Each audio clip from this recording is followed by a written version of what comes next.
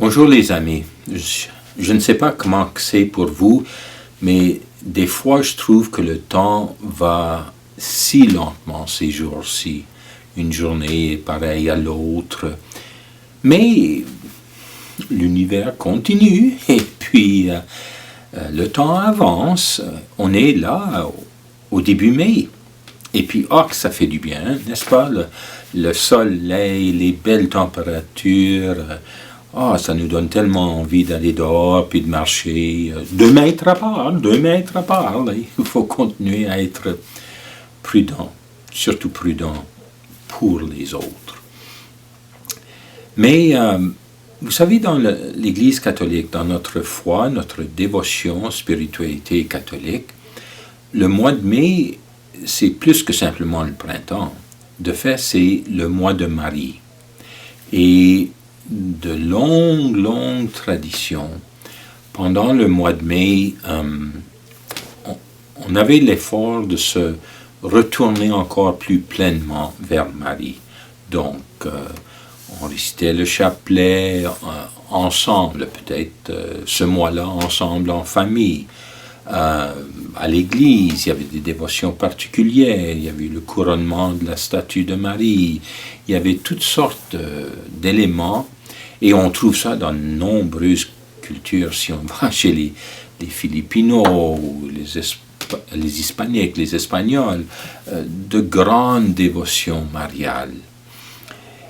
Eh bien, c'est un peu, je suis sûr, dans cet esprit-là que beaucoup de conférences d'évêques de divers pays à travers le monde ont décidé de reconsacrer leur diocèse, leur peuple à Marie.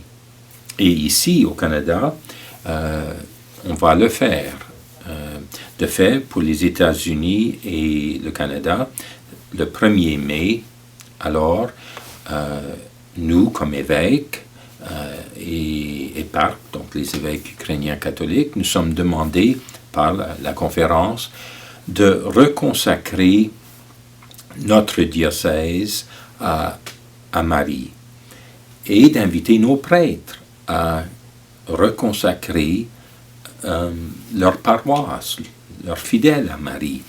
Et l'invitation aux familles chez elles de se reconsacrer, de se consacrer à Marie.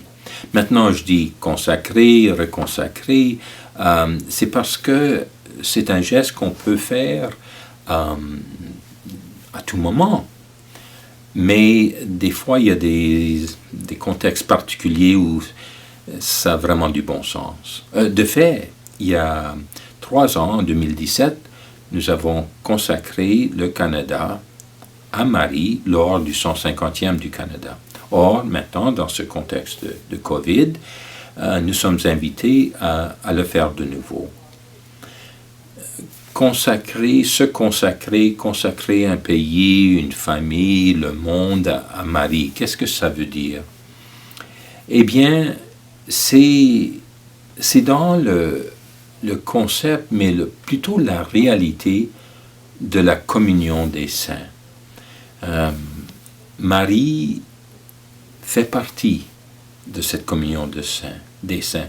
De fait, elle est la première disciple. Elle est la meilleure modèle de qu'est-ce que c'est d'être disciple suivant le Christ, tout entier donné au Christ. Et alors, on voit ça, n'est-ce pas? Et elle nous entraîne dans ce mouvement vers Jésus. Elle nous guide. À la croix, Jésus a bien dit à Marie, voici ton fils, et aux disciples bien-aimés, voici ta mère, voici ta mère. Et alors, le sens que Marie est vraiment mère de l'Église, comme premier disciple, comme modèle, et comme quelqu'un vers lequel on se tourne avec toute confiance, lui demandant son intercession, sa prière. C'est dans le sens de cette immense communion de nous, les bien-aimés de Dieu ici sur terre, et les bien-aimés de Dieu au ciel, qui sont dans la perfection de son amour, embrassés dans la totalité de son amour. Et de la même manière qu'un jeune pourrait demander à sa grand-mère, « Grand-mère, peux-tu prier pour moi? J'ai un moment difficile dans la vie, j'ai des décisions à faire. Grand-maman, peux-tu prier pour moi? » Vous êtes sûr que dans ses yeux, dans son cœur, c'est rempli d'amour lorsqu'elle va répondre à son petit-fils ou sa petite-fille, « Bien sûr, je vais prier pour toi. Chaque jour, en disant mon chapelet, je vais prier pour toi. » Et alors, c'est dans ce sens-là, on se tourne vers Marie, la mère de l'Église, et on lui demande qu'elle prie pour nous, qu'elle prie au Père, qu'elle prie à son Fils, qu'elle prie dans l'Esprit Saint, à l'Esprit Saint, pour que nous recevions protection, que nous recevions consolation, force d'amour, force d'espérance, alors que nous sommes dans ce moment de Covid. Alors c'est vraiment se dire à Marie, je me donne à toi, ensemble et te suivant, nous nous donnons à Dieu, à son amour, à son plan d'amour.